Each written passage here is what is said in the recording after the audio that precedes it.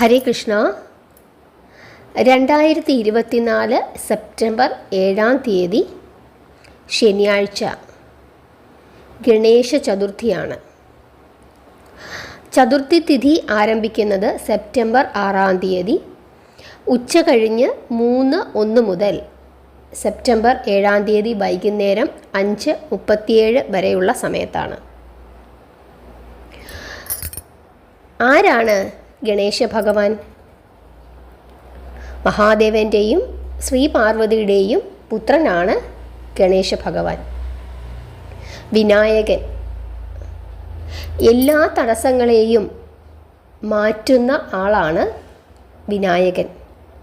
എല്ലാ വിഘ്നങ്ങളും അകറ്റും. അതുകൊണ്ടാണ് വിഘ്നേശ്വരൻ എന്ന പേര് കിട്ടിയത്. അതിസുന്ദരനാണ് ഭഗവാൻ. ആലോചിച്ചു നോക്കുക, ഭഗവാന്റെ രൂപം. ഒരു കൊച്ചുകുട്ടി, നല്ല വണ്ണം, നല്ല കൊടവയർ, അതിന് ചേരാത്ത ഒരു തലയും വലിയ ചെവിയും തുമ്പിക്കൈയും, ഇതെല്ലാം കൂടെ ചേർന്ന് കഴിയുമ്പോൾ എന്തൊരു ഭംഗിയാണ്.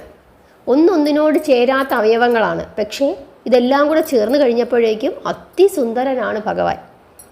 നമ്മുടെ ഹിന്ദു വിശ്വാസത്തിൽ പെട്ട ദൈവങ്ങളിൽ വെച്ച് ഏറ്റവും നന്നായി ഉടുത്തൊരുങ്ങി സുന്ദരനായിരിക്കുന്ന ഭഗവാനാണ് വിഘ്നേശ്വരൻ.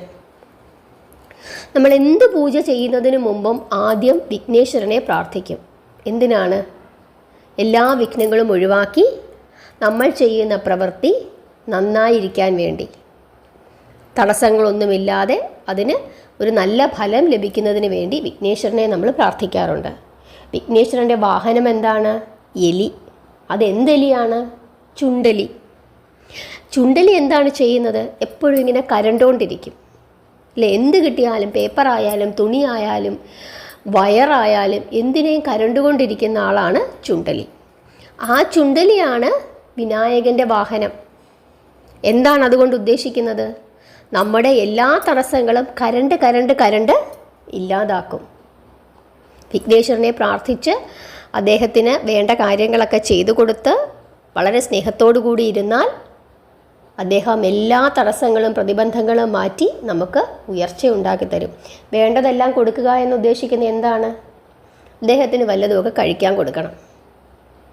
എന്തെങ്കിലുമൊക്കെ ഭഗവാനൊന്ന് നൈവേദ്യം വെച്ച് വേണം എപ്പോഴും പ്രാർത്ഥിക്കാൻ. വെറും കയ്യോടെ ഒരിക്കലും വിനായകനെ കാണാൻ പോകരുത്. എന്തെങ്കിലും ഒന്ന് അദ്ദേഹത്തിന് നമ്മൾ സമ്മാനിക്കണം. ഒരു പൂവായാലും മതി, എന്തെങ്കിലും ഒരു സാധനം ഭഗവാന് കൊടുക്കണം. അത് ഭഗവാന് വലിയ സന്തോഷമാണ്. കാരണം കൊച്ചുകുട്ടിയല്ലേ. നമ്മുടെ വീട്ടിലെ കൊച്ചു കുഞ്ഞുങ്ങൾക്ക് നമ്മളൊരു 5 രൂപയുടെ ഒരു മിഠായി അല്ലെങ്കിൽ 1 രൂപയുടെ മിഠായി കൊണ്ട് കൊടുത്താലും ആ കുഞ്ഞുങ്ങൾക്ക് വലിയ സന്തോഷമാണ്. അതുപോലെ എപ്പോഴും ഭഗവാന് സന്തോഷിപ്പിച്ചുകൊണ്ടേയിരിക്കണം. ഇനി ഭഗവാന്റെ ജനനം.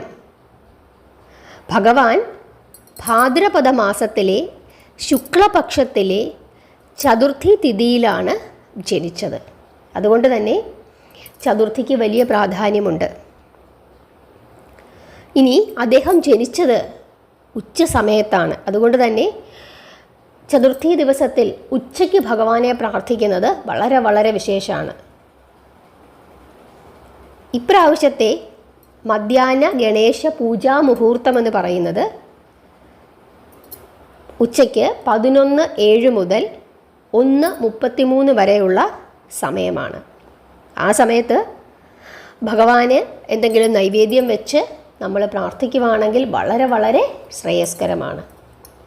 ഇനി നമ്മൾ സാധാരണ പറയും ഗണേശ ചതുർത്ഥി ദിവസം ചന്ദ്രനെ കാണാൻ പാടില്ല എന്ന് പറയും. അതിൻ്റെ കഥയൊക്കെ നമുക്കറിയാം. ഭഗവാനെ ചന്ദ്രഭഗവാൻ കളിയാക്കി ചിരിച്ചു. ഭഗവാൻ ഇങ്ങനെ വലിയ വയറുമൊക്കെ താങ്ങി നൃത്തം ചെയ്തപ്പോൾ ആ നൃത്തം കണ്ടിട്ട് കളിയാക്കി ചിരിച്ചു. പിന്നെ ചില കഥ പറയുന്നുണ്ട് ഭഗവാൻ തട്ടി വീണപ്പോഴാണ് ചന്ദ്രൻ കളിയാക്കി ചിരിച്ചതെന്ന്. എന്തായാലും ചന്ദ്രൻ കളിയാക്കി ചിരിച്ചു. അതിൻ്റെ പേരിൽ ഭഗവാൻ ശപിച്ചു. അതായത് ചതുർത്ഥി ദിനത്തിൽ ആരാണോ ചന്ദ്രനെ കാണുന്നത് അവർക്ക് ജാള്യതയുണ്ടാകട്ടെ എന്നാണ് ശപിച്ചത്. അതായത് നമ്മൾ മനസ്സറിയാത്ത കാര്യത്തിന് നമ്മൾ അപവാദം കേൾക്കും എന്നാണ് അതിൻ്റെ അർത്ഥം. ഭഗവാൻ ശ്രീകൃഷ്ണൻ ഒരിക്കൽ ഈ ഭാദ്രപദ മാസത്തിലെ ശുക്ലപക്ഷത്തിലെ ചതുർത്ഥി ദിവസം ഈ കാര്യങ്ങളൊന്നും അറിയാതെ, ശ്രീകൃഷ്ണൻ അറിയാതെ എന്തു ചെയ്തു? ചന്ദ്രഭഗവാനെ നോക്കിപ്പോയി. അതിൻ്റെ ദോഷമാണ് പിന്നീട് അദ്ദേഹം അനുഭവിച്ചത്. എന്തനുഭവിച്ചത്? അദ്ദേഹം സെമന്തകമണി മോഷ്ടിച്ചു എന്ന ഒരു ആരോപണം ഉണ്ടായത്. സത്രാജിത്തിൻ്റെ സെമന്തകമണി ഇല്ലേ, നമ്മൾ പഠിച്ചിട്ടുണ്ട്. പ്രസേനജിത്ത് എടുത്തുകൊണ്ട് പോയി, അനിയൻ എടുത്തുകൊണ്ട് പോയി. ആ സമയത്ത് കാട്ടിൽ വെച്ച് മരണപ്പെടുന്നു. ജാമ്പവാൻ്റെ കയ്യിൽ അകപ്പെടുന്നു. ഇത് എടുത്തത് ഭഗവാനാണ് എന്ന് വലിയ ഒരു ആരോപണമുണ്ടായി. ഭഗവാനെ മോഷ്ടാവെന്ന് വരെ വിളിച്ചു. അങ്ങനെ പിന്നീട് ഭഗവാൻ അത് അന്വേഷിച്ച് പോവുകയും ജാമ്പവാൻ്റെ അടുത്തു നിന്നും സമന്തകമണി തിരിച്ചു കിട്ടുകയും അക്കൂട്ടത്തിൽ ജാമ്പവതിയെയും കൂടെ വിവാഹം ചെയ്ത് കൊടുക്കുകയും പിന്നീട് തിരിച്ചു വന്ന് അത് സത്രാജിത്തിന് കൊടുക്കുകയും അങ്ങനെ സത്യഭാമയെ വിവാഹം ചെയ്ത് കൊടുത്ത കഥയൊക്കെ നമുക്കറിയാം. അറിഞ്ഞുകൂടെങ്കിൽ നിങ്ങൾ പറഞ്ഞാൽ മതി, ഞാനത് വിശദമായിട്ട് പറഞ്ഞു തരാം. അങ്ങനെ ഭഗവാൻ ആ ജാള്യത അനുഭവിക്കേണ്ടി വന്നത് ഇപ്രകാരം ചന്ദ്രഭഗവാനെ നോക്കിയത് കൊണ്ടാണ് എന്നാണ് പറയുന്നത്. അതുകൊണ്ട് നാരദ മഹർഷി അദ്ദേഹത്തിനോട് വ്രതമെടുക്കൂ, വിനായക ചതുർത്ഥി വ്രതമെടുത്ത് പ്രാർത്ഥിക്കാൻ പറഞ്ഞെന്നും ആ ദോഷം മാറിയെന്നുമാണ് പറയുന്നത്. ചില പക്ഷം പറയുന്നുണ്ട് നാരദമുനിയാണ് പറഞ്ഞതെന്ന്, ചിലർ പറയുന്നുണ്ട് ബ്രഹ്മാവാണ് പറഞ്ഞതെന്ന്. എന്തായാലും ഭഗവാൻ ചതുർത്ഥി വ്രതം എടുക്കുകയും പ്രാർത്ഥിക്കുകയും ചെയ്തു. അപ്പം അതുകൊണ്ട് ചന്ദ്രനെ കാണാൻ പാടില്ല എന്ന് പറയുന്നു. ഇനി ചന്ദ്രനെ കാണാൻ പാടില്ലാത്ത സമയമുണ്ട്. ആ സമയമെന്ന് പറയുന്നത്, ഇപ്പോൾ നമ്മൾ പറഞ്ഞു ചതുർത്ഥി തിഥി 6-ാം തീയതി തുടങ്ങും, 7-ാം തീയതി അവസാനിക്കും. അങ്ങനെ വരുമ്പോൾ 6-ാം തീയതി വൈകുന്നേരം 3 മണി മുതൽ രാത്രി 8:34 വരെയുള്ള സമയം ചന്ദ്രനെ കാണാൻ പാടില്ല എന്നാണ് പഞ്ചാംഗത്തിൽ പറയുന്നത്. അതായത് 6-ാം തീയതി 3 മണി മുതൽ രാത്രി 8:34 വരെ. പിന്നെ പറയുന്നത് 7-ാം തീയതി.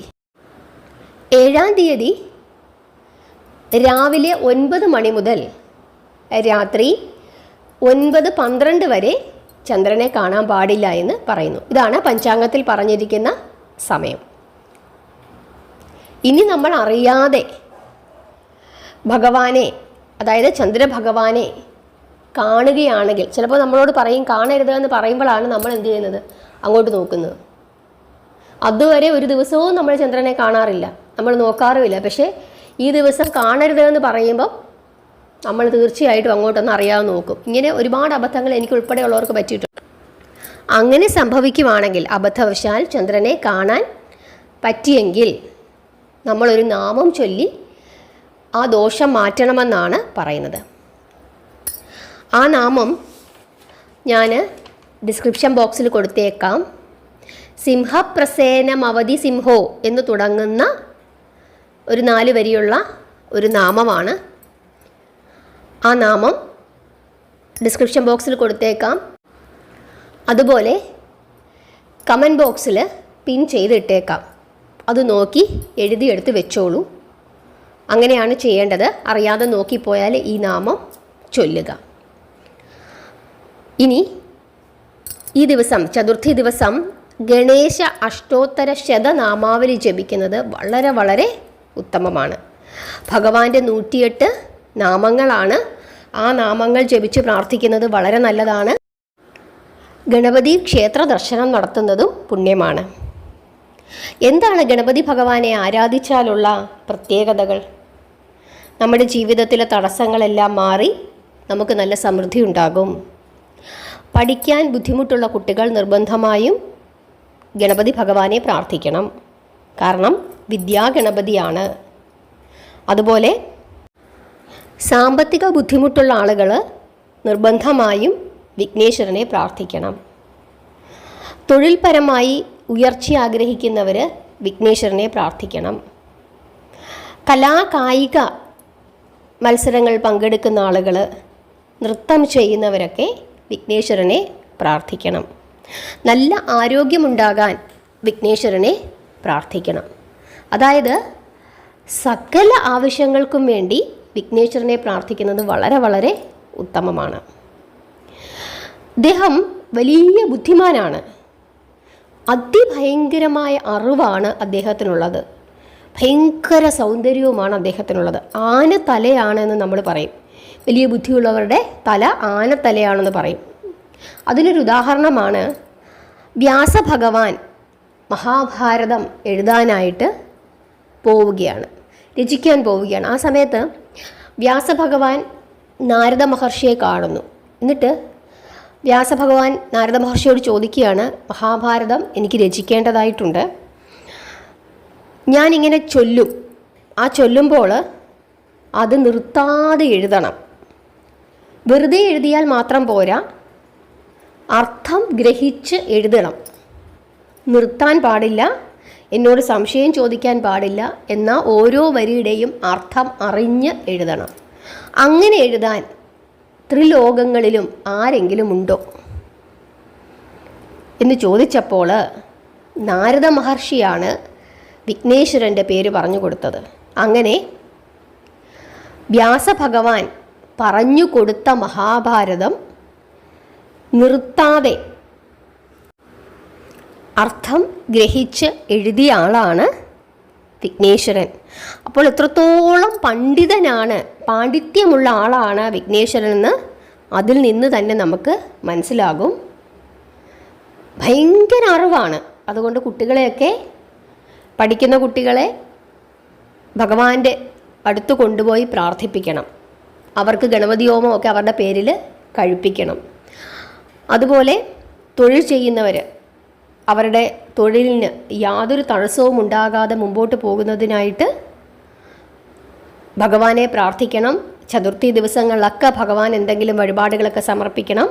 ഇനി വീട്ടിലിരിക്കുന്ന ആളുകളൊക്കെ ഈ മധ്യാഹ്ന പൂജാ സമയത്ത് ഭഗവാൻ എന്തെങ്കിലും ഒന്നുണ്ടാക്കി കൊടുത്ത് പ്രാർത്ഥിക്കണം. അപ്പം നമ്മൾ ചതുർത്ഥി ദിവസം നമുക്ക് പ്രത്യേകിച്ചൊന്നും ഉണ്ടാക്കാൻ കഴിയുന്നില്ലെങ്കിൽ രാവിലെ എഴുന്നേറ്റ് കുളിച്ച് ശുദ്ധമായ ഭക്ഷണം നമ്മുടെ വീട്ടിൽ ചോറും കൂട്ടാനും ഒക്കെ ഉണ്ടാക്കണം.